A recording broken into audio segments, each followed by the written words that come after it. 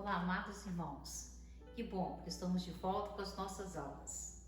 Nós vamos pedir orientação de Deus nesse momento, agradecer a Deus por tantas bênçãos que temos recebidos. Pai amado, Pai querido, como é bom, ó Deus, estarmos na Tua presença. Como é bom, ó Deus, estarmos aprendendo mais de Ti. Que o Senhor fale aos nossos corações e que nós possamos estar, ó Deus, com o espírito atento a tudo que o Senhor estiver falando, para que, ó Deus, nós possamos aprender, viver e que nós possamos ter um desejo enorme de levar muito e muito a muitas pessoas a mensagem do Teu Evangelho. Obrigado, ó Deus, pelo Teu amor infinito. Em nome de Jesus. Amém. Quão grande és Tu! Estamos tendo a grande oportunidade de estudarmos e podermos conhecer um pouco mais desse nosso Deus tão grande e maravilhoso. Hoje estaremos vendo o ser de Deus, seus atributos exclusivos. Por que nós chamamos de atributos exclusivos? Porque somente Deus tem esses atributos.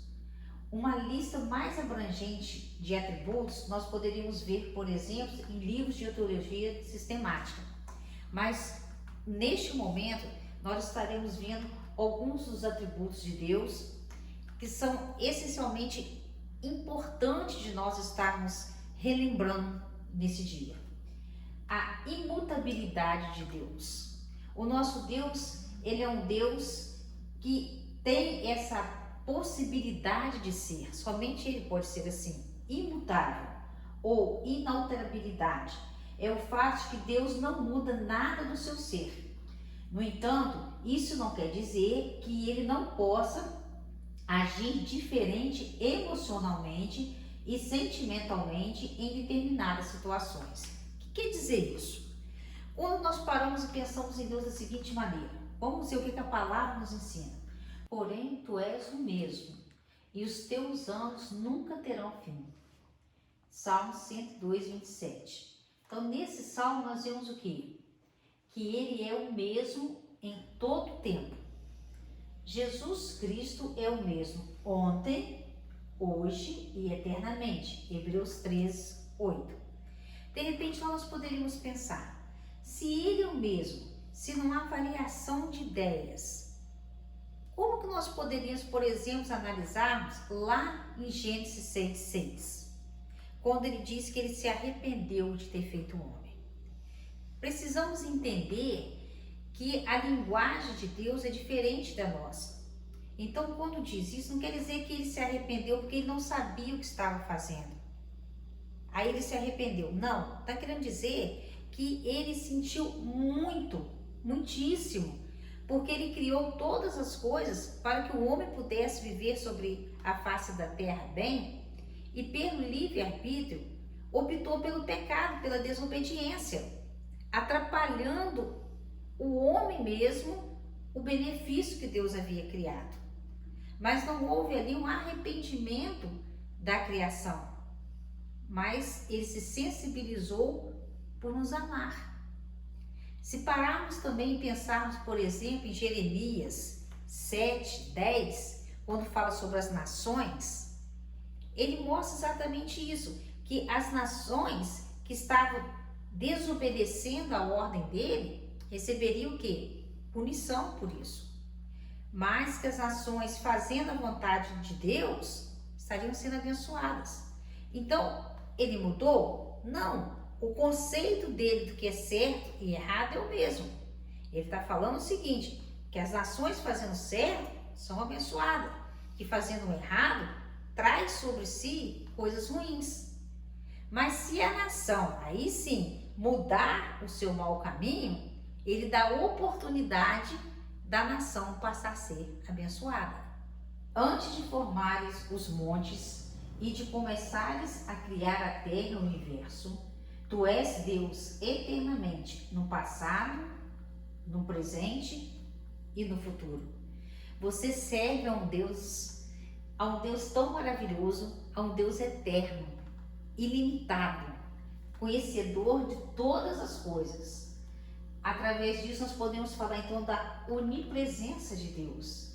Não existe um lugar em todo o universo onde uma pessoa possa se esconder de Deus.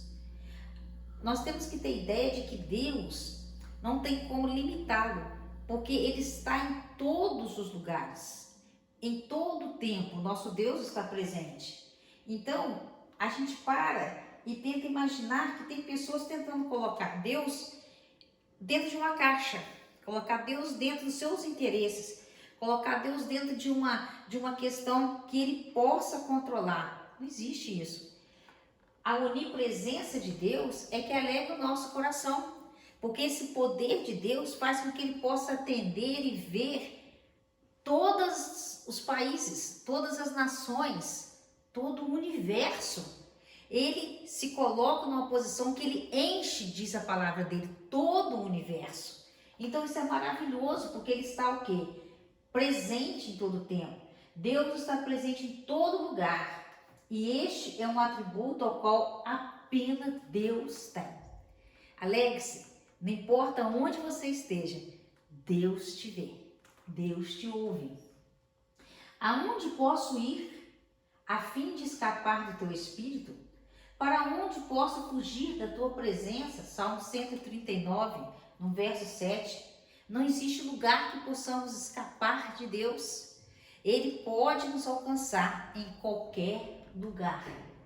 Vamos ver um pouco também sobre a onipotência de Deus, esse poder tão grandioso que o nosso Deus tem. Crer na onipotência de Deus é suficiente para que vivamos em paz. Mais do que nunca, nós estamos em busca de paz, de tranquilidade.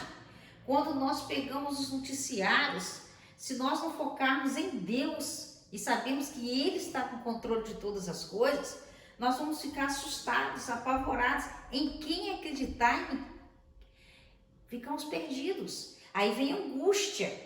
Mas quando nós temos a certeza que o nosso Deus tem todo o poder, o nosso coração se acalma.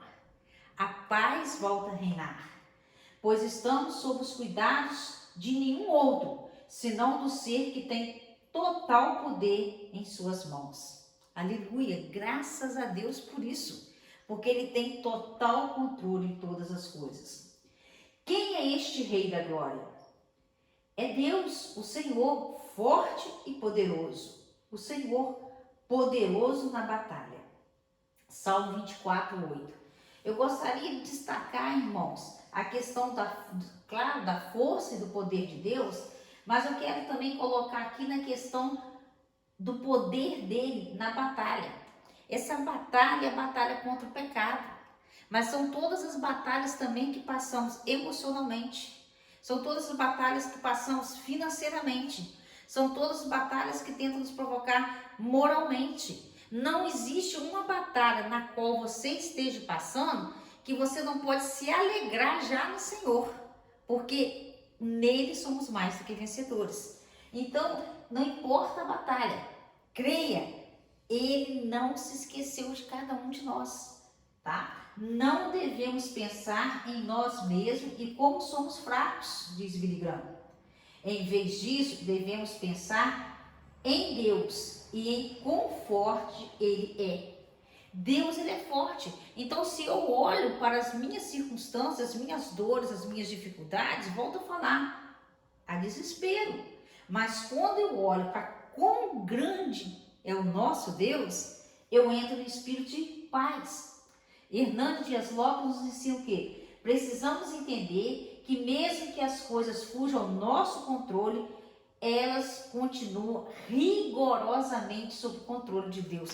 Creia, estamos vivendo uma crise mundial, mas essa crise mundial não está sob algo que Deus não possa controlar. Muito pelo contrário, Ele tem o controle de todas as coisas.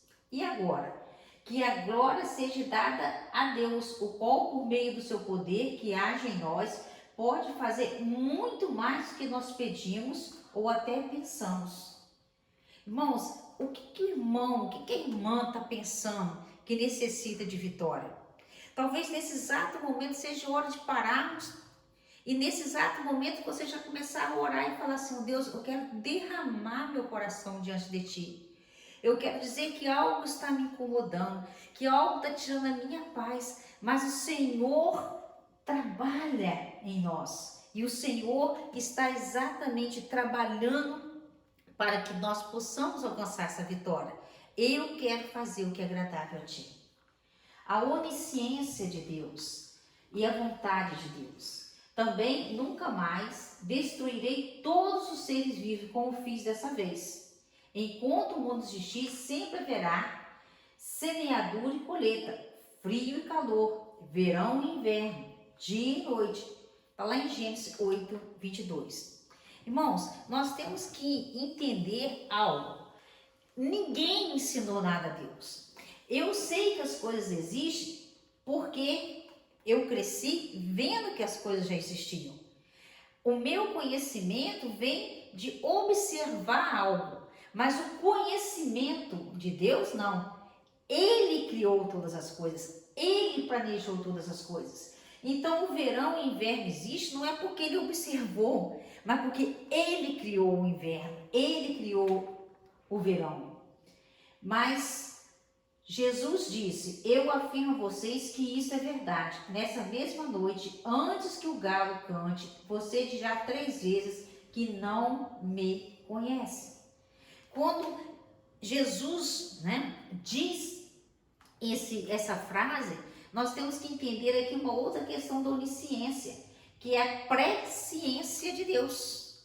Então, Jesus, ele já mostra a sua presciência, não é que ele quisesse. Aqui foi vontade de Deus que criou todas as coisas. Aqui é o conhecimento daquilo que virá a acontecer.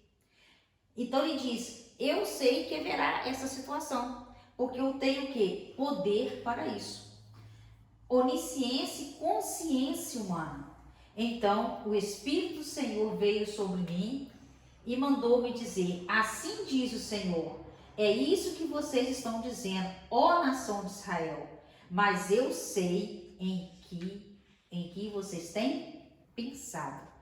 Antes mesmo que nós possamos pensar, Deus já sabe. Antes mesmo que venha a palavra nas nossas bocas, Ele já sabe de tudo aquilo que nós estamos pensando. Tu sabes o meu assentar e o meu levantar, de longe entendes os meus pensamentos. Que coisa boa! Que coisa boa saber que não existe pensamento que eu possa ter, que possa estar até me enganando sobre o próprio Deus, que Ele já possa dizer, olha, eu resolvo, confia em mim, fale comigo. Não porque Ele só vai conhecer se eu falar, mas quando eu falo, eu demonstro a confiança que eu tenho em Deus. A.W. Tozer diz algo muito interessante. O fato de Deus conhecer cada indivíduo completamente pode ser uma causa de temor e tremor para o homem que tem algo a esconder. Algum pecado não abandonado, algum crime cometido em secreto contra o próximo ou contra Deus. O que eu quero pensar com os irmãos dessa maneira? Quando se fala nessa onisciência de Deus, é algo muito tremendo, tremendo demais. O homem, quando vai cometer o homem, no sentido genérico da palavra, o ser humano, quando vai cometer pecados, ele pode até tentar neutralizar a existência de Deus naquela hora. Porque quando Deus nos ensina que nós devemos colocar Deus em primeiro lugar, é exatamente o inverso que nós fazemos quando queremos pecar. Nós tiramos Deus do primeiro lugar, colocamos as nossas vontades em primeiro lugar, correto? Então o que nós estamos fazendo? Nós pegamos e dizemos o seguinte, nesse momento eu não quero pensar, eu não quero que tenha uma testemunha, eu não quero que tenha um juiz sobre o que eu vou fazer. Então eu vou e não penso em Deus naquele instante. Eu deixo a raiva, eu deixo a vingança, eu deixo os desejos carnais, os pecados, eu deixo as coisas erradas ocupar esse primeiro lugar. Mas eu quero dizer uma coisa muito séria. Por mais que o ser humano tente neutralizar Deus, não pensar em Deus na hora de fazer as suas escolhas erradas, ser humano algum é capaz de neutralizar a onisciência de Deus.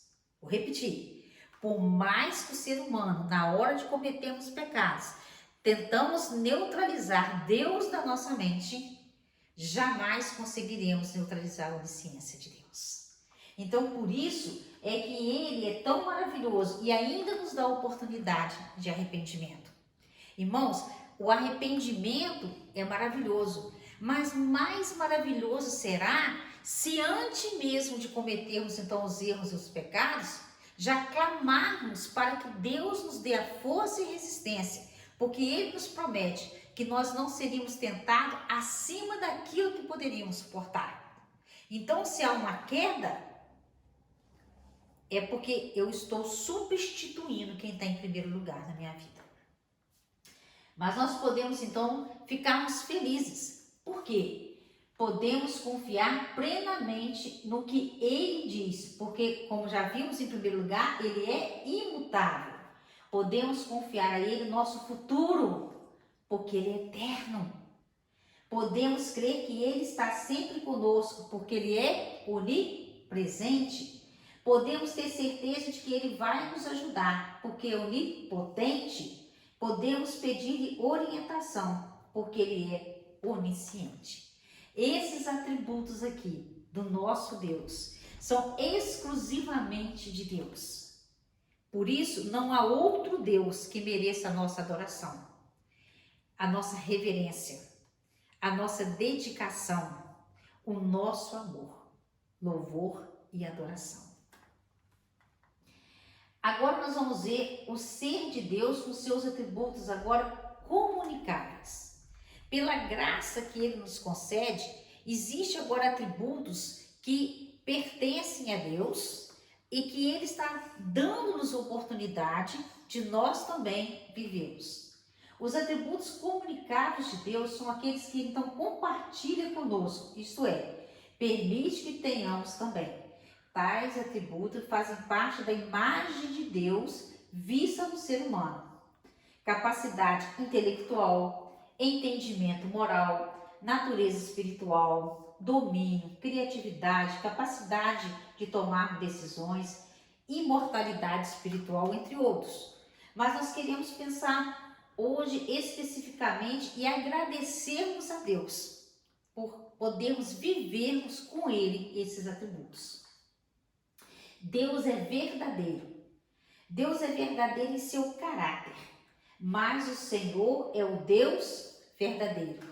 Irmãos, como é bom saber que Deus, Ele é verdadeiro, que Ele não vai mudar de ideia, que Ele não vai ficar em cima do muro, que Ele não vai hoje pensar uma coisa e amanhã vai pensar outra. Nós servimos a um Deus que já decretou todas as coisas para todos sempre. Mas o Senhor, então, Ele é verdadeiro. Então é bom demais saber que nós não seremos decepcionados, porque Ele jamais irá nos decepcionar. Também podemos ver que Deus, Ele é verdadeiro em seu conhecimento, porque o Senhor dá a sabedoria e da sua boca vem o conhecimento e o entendimento. Então, da mesma maneira, Ele vem agora a cada um de nós e fala, olha, você também pode ter conhecimento. Claro que nós não teremos o conhecimento que nós falamos, os atributos específicos de Deus. Mas aqui nos dá a oportunidade de dizer o seguinte, olha, vocês podem ter um conhecimento a partir do momento que buscarem a mim. Buscando a mim, vocês receberão conhecimento, vocês terão entendimento para viver.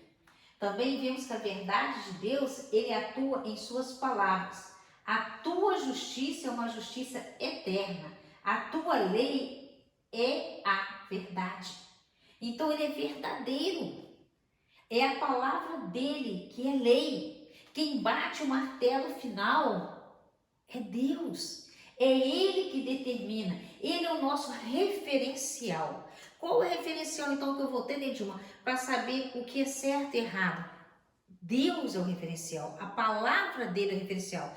Nós erramos por não conhecermos a palavra. Mas quando nós conhecemos e permitimos que o Espírito Santo venha cada dia mais trabalhar em nossas vidas, o que vai acontecer? Nós vamos nos tornando mais verdadeiros a cada dia. E essa verdade é uma verdade que liberta. Essa libertação é do pecado para a vida eterna, mas essa libertação também é para as coisas deste mundo. Quanto mais nós agimos erroneamente, mais nervosos, estressados, medo de sermos descobertos.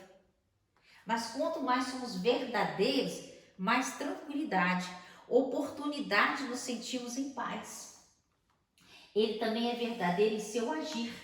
Ele é a rocha, as suas obras são perfeitas e todos os seus caminhos são justos. É Deus fiel, que não comete erros, justo e reto ele é. Deus é justo e reto, está lá em Deuteronômio. Ele é rocha. Irmãos, ninguém quer construir nada sobre areia, porque a gente não sabe as tempestades que iriam suportar essa construção. Mas quando nós colocamos sobre uma rocha, ali o que? Uma segurança. A questão é, Deus tem sido a minha rocha? Eu realmente coloco, Senhor Deus, toda a construção da minha vida, todas as minhas atitudes, todos os meus pensamentos. E quando eu percebo pelo Espírito Santo de Deus que algo está contraditório à rocha, eu sou capaz de ser humilde o suficiente para pedir a Deus que mude essa situação. Então isso é muito importante. Você está evidenciando esse atributo que Deus compartilha conosco? Você tem sido verdadeiramente um verdadeiro cristão ou mentiroso? Talvez você possa falar, poxa, Midilma, que pergunta mais descabível. Não, irmãos. O estudo é para que nós possamos nos avaliar. O estudo é feito exatamente para que nós possamos sentir nesse momento. Realmente, eu sou um cristão autêntico? Aquilo que eu tenho falado, aquilo que eu tenho colocado as minhas mãos, aquilo que eu tenho colocado a minha energia, o meu dia a dia tem sido honroso? Eu sou autenticamente um cristão nesse mundo? Se não sentirmos assim, é hora talvez de pararmos, refletirmos sobre isso, pedirmos perdão a Deus e força para resistirmos, pois Ele é a rocha. Deus também, além de verdade, e uma verdade que Ele quer trazer para que nós vivamos na verdade, Ele fala agora também, Deus é amor. Quando falo em amor, eu lembro muito de algumas situações de amor deste mundo. Lembro, por exemplo, de Vinícius de Moraes. De todo o meu amor serei atento, antes e com tal zelo, sempre tanto. Aí vai, né, o seu poema. E no final ele fala, que seja eterno, enquanto dure. Que tristeza. Um amor que só tem eternidade enquanto ele existe. Não é esse o amor do Pai. O amor do Pai é eterno e eterno mesmo. Enquanto existir Deus, existirá amor, porque Deus é amor. Isso é maravilhoso, porque Ele não se acaba, Ele é eterno. Então, olha só, Ele deu sem esperar nada em troca. Então, quando Deus fez todas as coisas, Ele não estava falando, olha, eu espero isso em troca. Ele já se doou.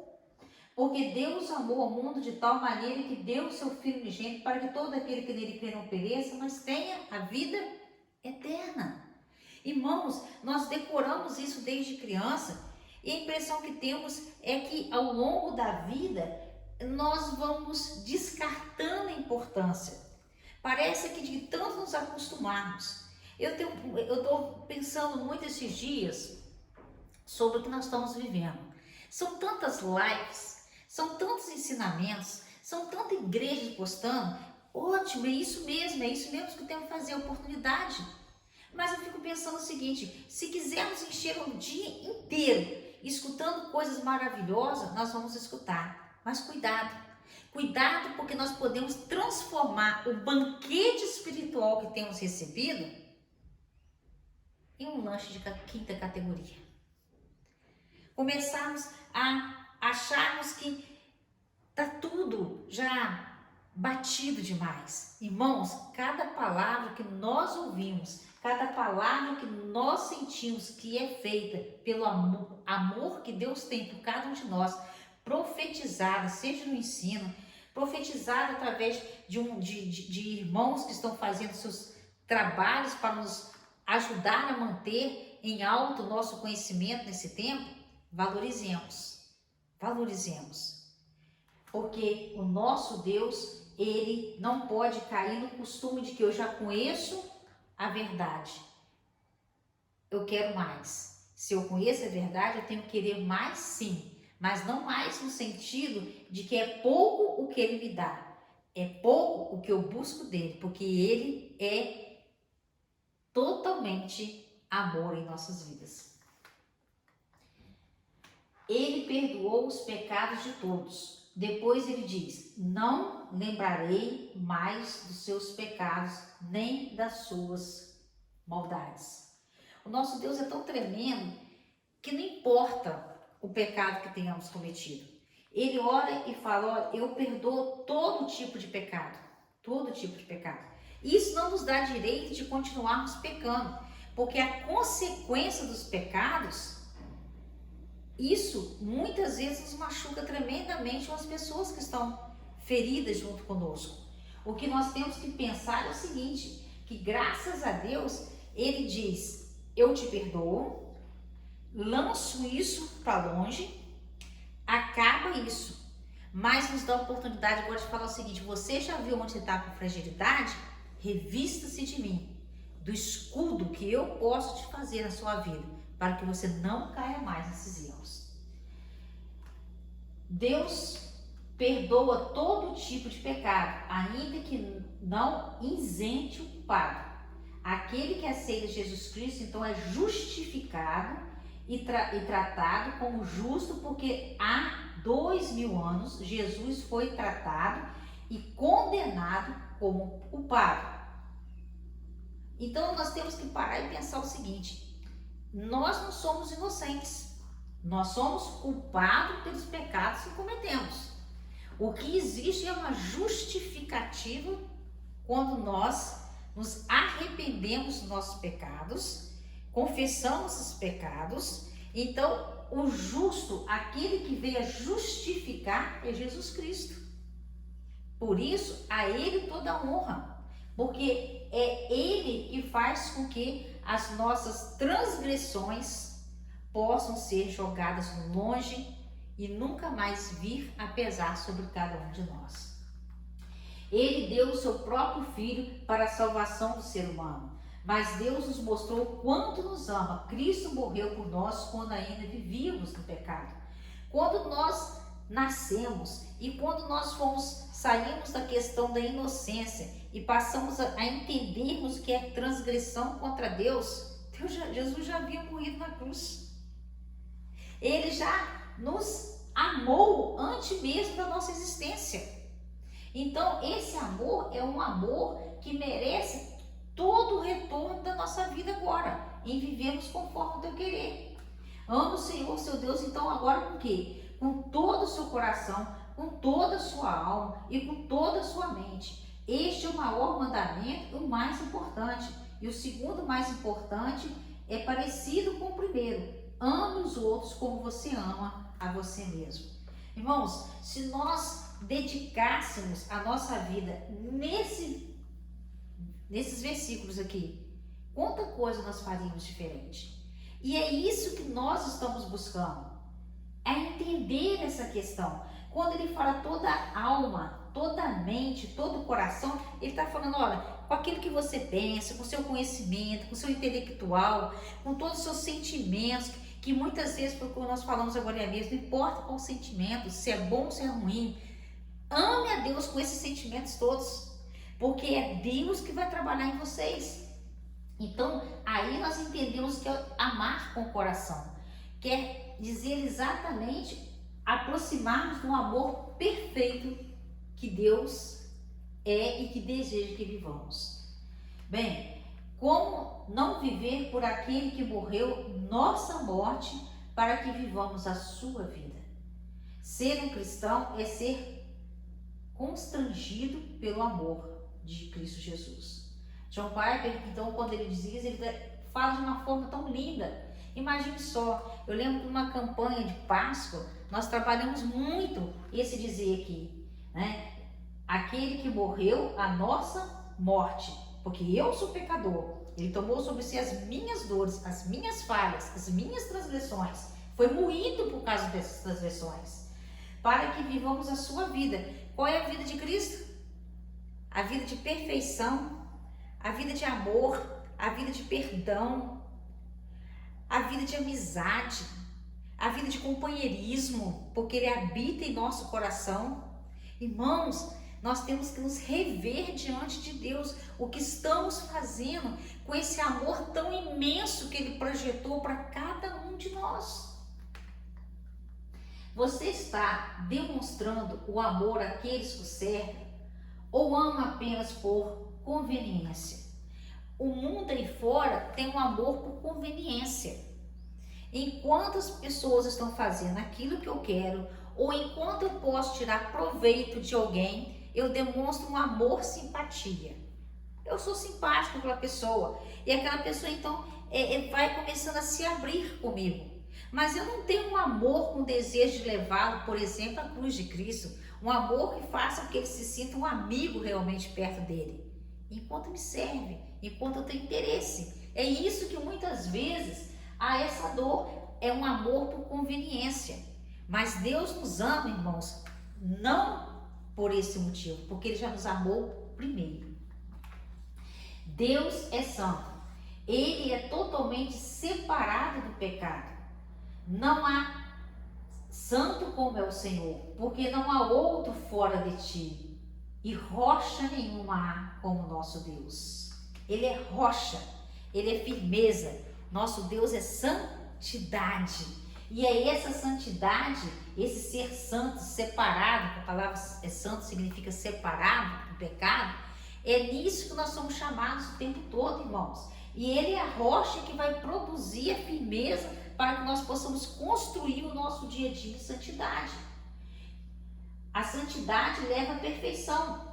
Pelo contrário, sejam santos em tudo que fizerem, assim como Deus que os chamou é santo. Santifica-os na verdade. A tua palavra é a verdade. Irmãos, a santidade tem sido colocada tão de lado nos nossos dias. A igreja está entrando numa conformidade com o mundo assustadora. Temos que ter cuidado com isso. Nós não veremos a Deus se nós não estivermos em santidade, em busca de termos a nossa mente e coração igual do Filho. A santidade de Deus faz dele um referencial para nós. E clamavam uns aos outros, dizendo: Santo, Santo, Santo é o Senhor dos Exércitos. Toda a terra está cheia da sua glória. Isaías. Porque escrito está: sede santos, porque eu sou santo. Deus daria uma ordem. Ele que é onisciente, Ele que sabe de todas as coisas, Ele nos daria uma ordem pela qual Ele tivesse dúvida que nós pudéssemos cumprir? Jamais, jamais. Então, por isso que nós temos que pensar, hoje eu estou mais santo do que ontem? Quando eu começo a olhar a minha vida, desde quando eu aceitei Jesus Cristo como Senhor e Salvador, e permiti que o Espírito Santo viesse agora a ser Ele o condutor da minha vida, a cada ano eu posso dizer que a minha vida está em mais santidade? Pense nisso. Quem é a sua referência de santidade? Nós vivemos num mundo, é muito interessante, em que as pessoas estão colocando tudo que podem nos seus meios de comunicação para que possa receber ali pessoas que se inscrevam, que sigam, né? Assim, quantas pessoas estão te seguindo? X pessoas estão me seguindo. E eu fico pensando muito nisso. Tem cristãos, irmãos, que estão seguindo a Anitta. A Anitta é seu referencial. Tem pessoas que estão buscando a transmitir o seu desejo de ser feliz a pessoas completamente fora da vontade de Deus. Isso é triste. Eu lembro que quando eu trabalhava com adolescente, eu perguntava para eles sobre isso e uns falavam o seguinte: eu amo a Ivete Sangalo. Eu falava: olha só, eu quero agora não pensar com vocês o seguinte, mas quem é o seu referencial? E nesse momento eu quero perguntar isso para você. Essa pergunta aqui é muito séria. Quem é o referencial de santidade? Talvez você agora em família olhe um para o outro e de repente vocês podem estar transmitindo um para o outro essa oportunidade e falar, sabe, eu vou mandar um zap depois e vou falar com aquela pessoa. Sabe, você é um exemplo de santidade para mim. Obrigado porque você existe na minha vida. E isso tem me ajudado a crescer. Irmãos, eu espero que possa estar vindo muitos nomes na mente dos irmãos. Triste é se você falar, olha, eu não tenho. Não. Porque seria incoerente. A igreja está nessa terra para ser exatamente cada um de nós, igreja do Cristo vivo, exemplos de santidade. Então a questão é, faça a seguinte pergunta: das pessoas que você conhece, que você convive, quais são as pessoas mais parecidas com Jesus? Aí você vai ter essa resposta da santidade. Quem que você olha e fala, olha, eu vejo que essa pessoa, ela reflete realmente aqui na terra a santidade, a aparência nas suas atitudes com Cristo Jesus. Irmãos, mas é hora também da gente honrar aqueles então que nós falamos, que nos levam esse pensamento, essa motivação de santidade, mas é hora de também fazermos um autoexame e nos perguntarmos, será que alguém poderia colocar o meu nome nessa relação? Será que meu nome vai ser lembrado? Será? Irmãos, é hora de acordarmos enquanto é dia, diz a palavra de Deus. Vamos trabalhar enquanto é dia no nosso caráter, porque precisamos de ser exemplo de santidade. Deus é justo, Deus faz o que é correto e o que é certo. Não se aborreça por causa das coisas dos maus, nem tem inveja dos que praticam mal, pois eles vão desaparecer logo como a erva que seca. Eles morrerão como as plantas que murcham, pois o Senhor ama aquilo que é direito e certo e não abandona os seus servos fiéis. Ele sempre protege o seu povo. Olha que coisa séria isso daqui, irmãos. Nós vamos falar de um Deus de justiça. Esse Deus na justiça, quantas vezes nós temos visto pessoas reclamando e dizendo, mas olha lá, o ímpio está conseguindo isso, o incrédulo está conseguindo aquilo. Irmãos, as pessoas passarão, murcharão, ou seja, se acabarão daqui uns tempos. Não sei quantos anos de vida cada um vai ter, mas vai murchar, vai acabar. Infelizmente, muitas pessoas só terão a glória desta terra, mas nós somos aqui apenas passageiros, porque nós somos cordeiros, é do céu, é lá que é o nosso foco. Então não venhamos ter invejas e jamais tenhamos de nos ceder a qualquer coisa errada para termos as coisas desse mundo. Sabe por quê?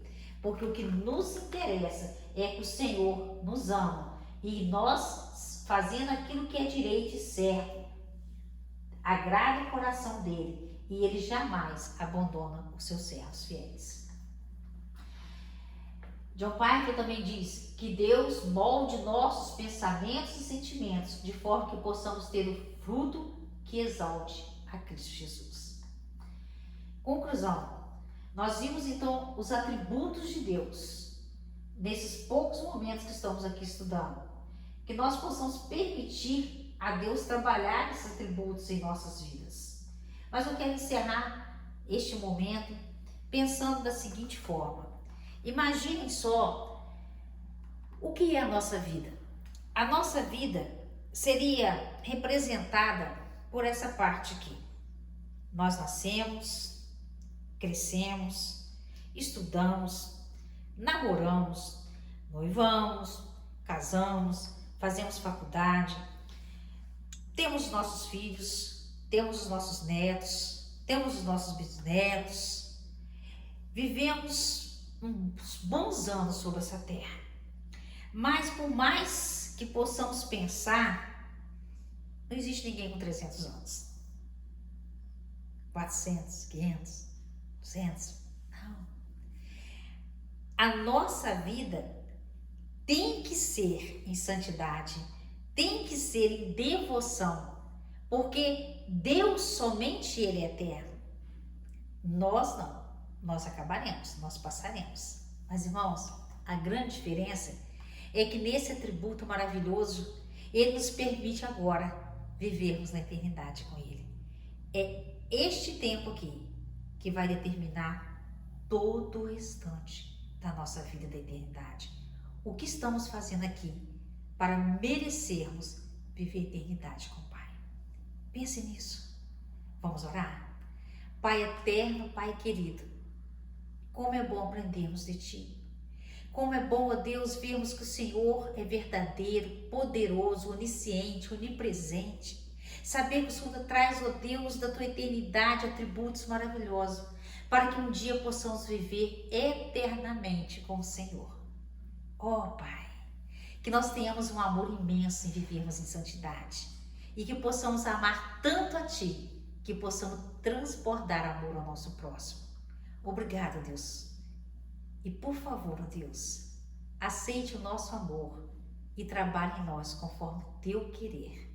Em nome de Jesus. Amém. Queridos, até semana que vem.